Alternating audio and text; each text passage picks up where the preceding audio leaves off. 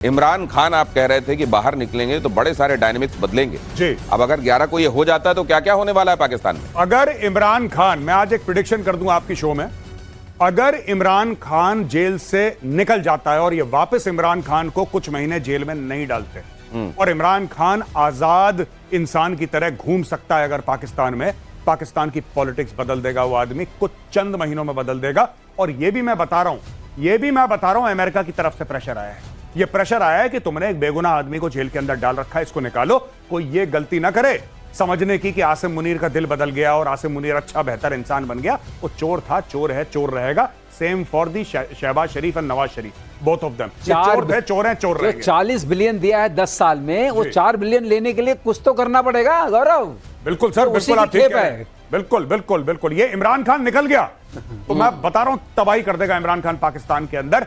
लोग सड़कों पे आएंगे और लोग कहेंगे फॉर्म 47 की जितनी भी पैदावार है सबको ऊपर से नीचे सबको उतारो, कुर्सियों पे जो बैठे हैं सबको निकालो।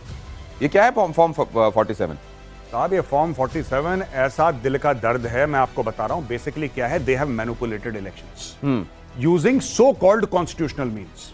They have manipulated elections. इन्होंने पूरा मैनिपुलेट करा है। पहले इन्होंने इमरान खान के ऊपर दे दनादन एफआईआर, एक में जज ने बोला कि नहीं नॉट गिल्टी तो दूसरा एफआईआर, दूसरे में नॉट गिल्टी तो 25 और एफआईआर, 200 से ऊपर एफआईआर फाइल कर दी उस आदमी के ऊपर और उसको जेल के अंदर डाल दिया। तो form 47 is a legal means of holding on to power unethically in Pakistan. और इसका बहुत लंबी चीज है, मैं समझाऊंगा, बहुत समय चला जाएगा फॉर्म 47 के चक्कर में। लेकिन Shehbaz Sharif is a form 47 prime minister. Shehbaz Sharif form 47 वाले प्राइम मिनिस्टर है, तो ये सरलीकरण में फिर ये फील्ड मार्शल को क्या कहा जाएगा? 47 वाला field marshal lieutenant general Rajiv Ghai. To the contrast इधर देखिए क्या हो रहा है। लेफ्टिनेंट जनरल राजीव घई बने deputy chief of army staff strategy. DGMO के पद पर भी बने रहेंगे राजीव घई। सेना के खुफिया एजेंसी के और सेना के बीच में समन्वय के लिए यह नया पद बना है, नया वर्टिकल बना है। राजीव घई उत्तम युद्ध सेवा मेडल से भी सम्मानित हैं। सर इसके मायने क्या हैं? नहीं, इसके मायने हैं कि बहुत बढ़िया चीज है और it's a matter of great honour, it's a matter of great privilege. और इससे ज्यादा क्या ही कह सकते हैं। ये वर्टिकल नया क्रिएटेड है? नहीं, deputy chief StratCom is a old this thing. ये इनफैक्ट जो जनरल शर्मा थे वो डीसीओएस स्ट्रैट हुआ करते थे, फिर वो नॉर्दर्न आर्मी कमांडर अभी बन गए हैं जनरल प्रतीक शर्मा, तो ही वाज देयर ओनली। तो क्या खुफिया एजेंसियों और सेना के बीच में समन्वय इनका मुख्य काम है? बहुत काम है। It's a very very critical, बहुत क्रूशियल, बड़ी जिसको कहते हैं कि बहुत एक सेंसिटिव अपॉइंटमेंट है। और काफी it also is you know it's also, उसके कई सारे हैं, वो क्लॉज के साथ काम करते हैं, जो थिंक टैंक है, 10 किस्म की। डीजीएमओ साहब ने पहली बार में फोन नहीं उठाया था पाकिस्तान का, बोल दिया था कि बिजी हैं बता दो। जी जी। दूसरी बार में उठाया था कि अच्छा ठीक है देखते हैं जी। अब क्या फोन उठाएंगे? नहीं उठाएंगे? अब तो बिल्कुल नहीं उठाएंगे। अब तो बिजी हैं, थोड़ा ज्यादा बिजी रहेंगे ना, अब थोड़ा मुश्किल होगा। अब थोड़ा ज्यादा बिजी। और ये बता रहा है, देखिए ऑपरेशन सिंदूर के दौरान हमारे जो मुख्य चेहरे थे, हमारे जो मुख्य किरदार थे, उनका प्रमोशन ये बता रहा है कि भारत ने ऑपरेशन सिंदूर में क्या हासिल किया है और आने वाले दिनों में, क्योंकि ऑपरेशन ऑनगोइंग है, और क्या क्या होने वाला है। जैसे ये होने वाला है, वायुसेना को मिलेंगे 3 मॉडर्न आई स्टार एयरक्राफ्ट। इसी महीने रक्षा मंत्रालय की तरफ से खरीद को मिली मंजूरी। प्रोजेक्ट की लागत 10,000 करोड़ रुपए। अब तक अमेरिका, ब्रिटेन, इजराइल के पास ये एयरक्राफ्ट है और ये असल में एक तरीके से समझ लीजिए दुश्मन की टेरिटरी का अंदाजा लगाने वाला, टोह लेने वाला, जासूसी करने वाला और वो महत्वपूर्ण सूचनाएं जो भारतीय वायुसेना को, भारतीय सेना को चाहिए वो देने वाला, ये एक तरीके से उड़ता हुआ हमारा इंटेलिजेंस का अड्डा होगा। और ये 3 मिलने वाले। देखिए ऐसा है जैसे एवैक्स होता है, हम जानते हैं airborne, early warning and command control centre. वो एयरबोर्न मतलब वो eye in the sky type, जिसको आप सरलीकरण में बोलते हैं। ये क्या करता है, वो आई इन द स्काई तो है, ये ग्राउंड सिचुएशन को भी बताता है। अच्छा। और इसमें यूएस में इसका है जे स्टार, आई स्टार कहते हैं, उनका भी आई जे स्टार है। और ये आपको जितने ग्राउंड मूवमेंट्स की जो ग्राउंड मैपिंग होती है, आपको रियल टाइम इंफॉर्मेशन देगा, जिसकी मदद से आप जो करना चाहते हैं, जिसको हम ऑर्डर ऑफ बैटल बोलते हैं, जिस तरह से मासिंग होगी, चाहे टैंक्स की हो, चाहे इन्फेंट्री बटालियंस की हो, चाहे आर्मर्ड कोर की हो, चाहे एयरक्राफ्ट की हो, चाहे मिसाइल्स की हो, चाहे यूएवीज की हो, तब आप उस तरीके से घातक निशाना लगा सकेंगे जैसा कि इस बार हम लोगों ने किया। उसमें ये बहुत मदद करेगा। मतलब ये समझा जाए कि वो जो होता है अबैक्स जो होता है वो मुख्य तौर एयर पर टू एयर के लिए मोस्टली वो एयर फोर्स को ज्यादा जानकारियां उसके लिए मुफीद होता है, एयर सिचुएशन के लिए, और ये जमीन के बारे में भी। और इसको असल में आई स्टार जब आप पढ़ते हैं तो आई स्टैंड्स फॉर इंटेलिजेंस, और हाँ, और इसमें intelligence, surveillance, target acquisition and reconnaissance. Target acquisition इस बात को मत भूलिएगा। टारगेट एक्विजिशन उसका मेन है लैंड के लिए, एयर टू एयर के लिए है। तो ये जो एस्पेक्ट इसका है, जैसे मान लीजिए हम अब जाके दोबारा जो बचे हुए 12 हैं, खबर दे रहे हैं उनको। अगर आप इसको समझा भी दें सर इसमें कि ये इसमें क्या क्या ऐसा लगा होगा।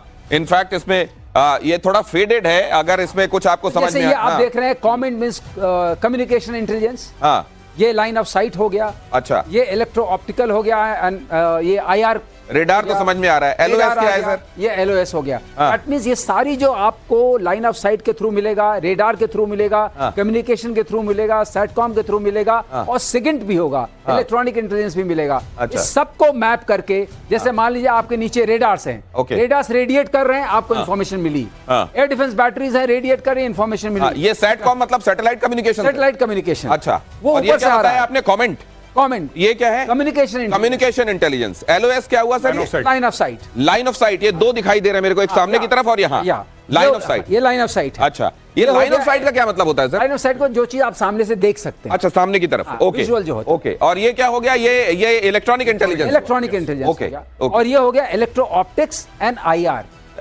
इंफ्रारेड। ओके, ये इन तमाम जो, ये समझ लीजिए अलग अलग तरीके की आंखें हैं। ये अलग अलग तरीके की आंखें जो न सिर्फ आसमान में देख पाएंगी बल्कि जमीन में देखकर ये कहां कैसे फॉर्मेशंस हैं, हमको क्या कदम उठाने चाहिए, उस हिसाब से हमको टारगेटिंग के लिए बहुत इंपॉर्टेंट इंफॉर्मेशन। गौरव बताइए। एक और चीज मैं बताना चाहता हूं कि ये स्टैंड ऑफ डिस्टेंस पे उड़ेगा। इसको पाकिस्तानी या चाइनीज एयर स्पेस के अंदर घुसने की जरूरत नहीं है। कई 100 किलोमीटर या भारत के अंदर उड़ेगा स्टैंड ऑफ डिस्टेंस पे, कि इसको मिसाइल ना मार सके। सही कह रहे हैं गौरव, आउट रेंज होगा सर। ये मतलब अपनी टेरिटरी में भी हमारी अपनी, जैसे आजकल ज्यादातर तो अपनी टेरिटरी में उठकर काम का हो जाता है, उसमें भी वो दूरी जहां तक कोई मिसाइल ना है वो है स्टैंड ऑफ। हाँ, और स्टैंड ऑफ। और दूसरी चीज है इसकी पूरी जो बॉडी है, एक्चुअल एयरक्राफ्ट या तो ये बॉम्बार्डियर से ले रहे हैं या ये बोइंग से ले रहे हैं, लेकिन उसके अंदर पूरा जो इलेक्ट्रॉनिक्स और सर्वेलेंस जिसके लिए माना जाता है, जो इसको हथियार बनाता है, एक तो जहाज है, जो इसको वेपन इन द सेंस की जो इसको मिलिट्री यूज का बनाता है, वो सारा का सारा टेक्नोलॉजी प्रोप्राइटरी DRDO की है, बाहर से। इसकी जो आंखें आप देख रहे हैं ना, जो महत्वपूर्ण आंखें हैं, वो DRDO ने एक तरीके से बनाई है। बस उसका जो आप बॉडी जो आप देख रहे हैं वो बोइंग या बॉम्बार्डियर से लिया जाएगा। ठीक कह रहा हूं? जी बिल्कुल, जी बिल्कुल। दिनेश, एक बात बहुत आप दोबारा दर्शकों को बताइए, जो उन्होंने बात बताई बहुत महत्वपूर्ण है, क्योंकि ये जो टेक्नोलॉजी है, ये थ्रेशोल्ड टेक्नोलॉजी है, मतलब top of the rack technology है। ये किसी के पास नहीं है। ये वो टेक्नोलॉजी है जो किसी के यूएस के पास हो सकती है, जो यूएस के पास शायद हो सकती है। अच्छा, हमने जे स्टार बताया, तो मतलब कम से कम हमारे आसपास जो दुश्मन है उनके आसपास 4-5 जो देश हैं उन्हीं के पास है, और किसी के पास नहीं। चलिए अगली खबर बताता हूं। भविष्य के युद्ध को देखते हुए बड़ी कामयाबी, AI एनेबल्ड नेगेव LMG का परीक्षण, शत्रुओं को पहचानकर खुद फायर करेगी ये गन। देहरादून की BSS मटेरियल ने किया इसका टेस्ट, भारतीय सेना के साथ मिलकर किया गया इसका। अच्छा, तो अब AI बंदूकों में भी आ जाएगी?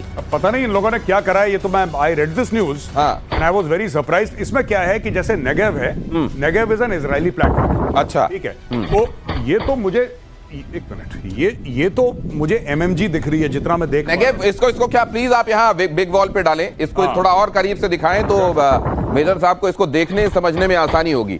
नेगेव। अच्छा, ये अलग है, this is not the MMG, ये अलग है। तो इसमें basically what they have done is, इसके अंदर AI का इस्तेमाल करके इसी तरीके से टारगेट एक्विजिशन होगा जिसमें ये पहचानेगा। अच्छा। और रिमोटली आपको मैं आपको बता देता हूं, कुछ साल पहले इजराइल ने ऐसा ऑपरेशन ईरान में करा था, जहां पे एक वेपन पड़ा हुआ था और उसके साथ सॉफ्टवेयर के साथ इंटीग्रेट करके एक ईरानियन न्यूक्लियर साइंटिस्ट को उड़ा दिया था। Oh my God. और उसको मारने वाला कोई था नहीं वहां पे, वो अपने आप उसने बटन दबाया, इजराइल में बैठे यहां पे ठाठा। अच्छा, तो ये तो जैसी दिखाई दे रही है, इसमें कोई चलाने वाला होगा नहीं मेरे ख्याल से। जो चला रहा होगा वो कहीं दूर बैठा हुआ होगा, ये लगी हुई होगी वहां। मुझे लगता है if they are saying AI, I think that is the idea.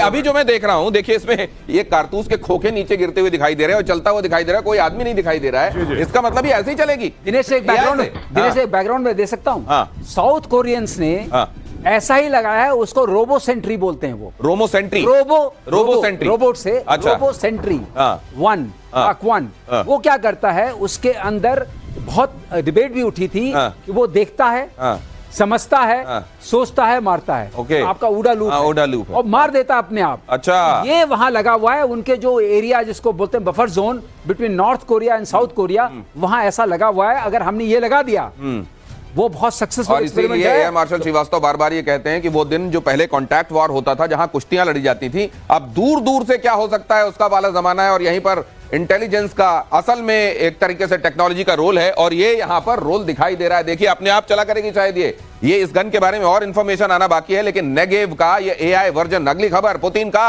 Ukraine पर अब तक का सबसे बड़ा हमला। रूस के 500 ड्रोन और मिसाइल हमलों से कई शहरों में तबाही। यूक्रेन ने दावा किया कि उसने रूस के 277 ड्रोन और 19 मिसाइलों को मार गिराया है। तो ये देखिए अपनी कुर्सी बचाने के लिए ज़ेलेंस्की यहां पर क्या करके आए रूस में, और अब रूस की तबाही जो बर्पा हो रही है पूरे यूक्रेन में, उसके लिए ये तस्वीरें आपके सामने हैं। और जिम्मेदार कौन है वो आप अंदाजा लगा सकते हैं। पुतिन के हमले से नेटो देश पोलैंड में डर। अगली खबर फ्लैश कीजिए। पुतिन के हमले से नेटो देश पोलैंड में डर। पोलैंड ने बॉर्डर पर भेजे फाइटर जेट्स। पोलैंड के सहयोगी देशों ने भी उड़ान भरी। पोलैंड को भी धमकाता रहता है रूस। यूक्रेन का पड़ोसी और सहयोगी है पोलैंड। असल में सिर्फ इनको क्यों, पूरे यूरोप, बाल्टिक कंट्रीज, क्योंकि ये कहा है अमेरिका तो अपनी सुरक्षा कर लेगा, रूस ने कहा है, लेकिन यूरोप तेरा क्या होगा? कालिया। ये जो पूछा है सवाल, ये यूरोप का सीधा संदेश है कि चाय से ज्यादा केटली गर्म हो रही है, और ये ठीक नहीं है। भाई मैं तो कह रहा हूं काफी समय से कि ये बहुत अच्छा मौका है। 5% जीडीपी का ये डिफेंस पे लगा रहे हैं। Indian company should go to Europe immediately. जितने भी वेपन मैन्युफैक्चरिंग इंडियन कंपनीज है, प्राइवेट कंपनीज, वहां पे तंबू गाड़ दो, डेरा लगा दो और माल बेचो। क्योंकि आज जो पोलैंड को डर है, ये सारी की सारी यूरोपियन कंट्रीज को डर है, और उनके पास वो मैन्युफैक्चरिंग कैपेबिलिटी है ही नहीं। बहुत शानदार हथियार बनाता है Europe, by the way, they make beautiful weapons, but जिस स्केल और जिस स्पीड के साथ बनाना है, they do not have that industrial complex. वो भारत के पास है, रशिया से खरीद नहीं सकते। अमेरिका करते करते करते करते जब तक लड़ाई खत्म हो जाएगी तब तक देगा। चाइना से ले नहीं सकते, प्राइमरी थ्रेट दो ही हैं। अब कौन बचा जिससे हथियार ले सकते हैं? India should go ahead. जाओ, इनको एटैक्स दो, इनको जो देना है दो, बेचो माल। ये पुतिन करेगा इनके साथ, देख लेना। क्योंकि अब ये जो पोलैंड कह रहा है कि हमें डर है, पोलैंड क्यों? फिनलैंड को डर नहीं है, फिनलैंड तो बगल में है। लेकिन मुझे एक बात बताइए, रशिया जब आपका मित्र है, यूरोप में ठीक है अगर इस तरीके से 5% बढ़ गए आप वहां बेच सकते हैं, लेकिन आप ये भी तो ध्यान रखेंगे कि रशिया आपका मित्र है। नहीं, रशिया हमारा मित्र है तो चाइना को हथियार कौन सप्लाई कर रहा है?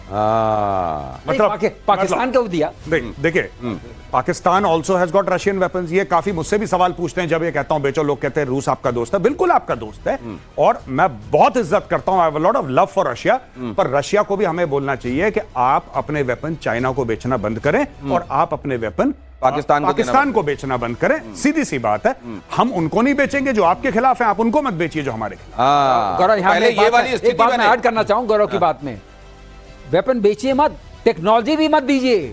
सारी टेक्नोलॉजी, मिलिट्री टेक्नोलॉजी, वो रशिया से आती है चाइना में। वेपन मत दीजिए, टेक्नोलॉजी भी मत दीजिए। हम आपके मित्र हैं, हम मित्रता को और बढ़कर निभाएंगे, लेकिन पहले ये तो कीजिए आप। और यूक्रेन को लेकर पुतिन का खौफनाक प्लान लीक। यूक्रेन के आधे हिस्से पर कब्जे की प्लानिंग में है पुतिन। यूक्रेनी ने कहा मॉस्को का जल्द रुकने का कोई इरादा नहीं है। आधे यूक्रेन पर कब्जे के लिए पुतिन ने 2026 की डेडलाइन रखी है। उनको फर्क भी नहीं पड़ता, बड़े आराम से इन्होंने तो कर दिया है जो करना था। लेकिन इनको ये मालूम नहीं होगा कि मार इतनी पड़ेगी और क्या क्या हाथ से जाएगा। मुझको लगता है ज़ेलेंस्की जब जाएंगे, सीन से जब माइनस होंगे, तब तक यूक्रेन पता नहीं वजूद में होगा या वापस यूएसएसआर वाली स्थिति होगी। अभी ज़ेलेंस्की पैसे कमा रहा है हथियार लेके और फंड्स लेके। कल यही ज़ेलेंस्की पैसे कमाएगा जब रीबिल्डिंग ऑफ यूक्रेन होगी, उसमें भी ट्रिलियंस ऑफ डॉलर्स आएंगे, बाहर से मदद आएगी। ज़ेलेंस्की ब्रेड के दोनों तरफ मक्खन लगा के खाने वाला है। आप और हम एक तरफ मक्खन लगाते हैं, भाई दोनों तरफ मक्खन लगा रहा।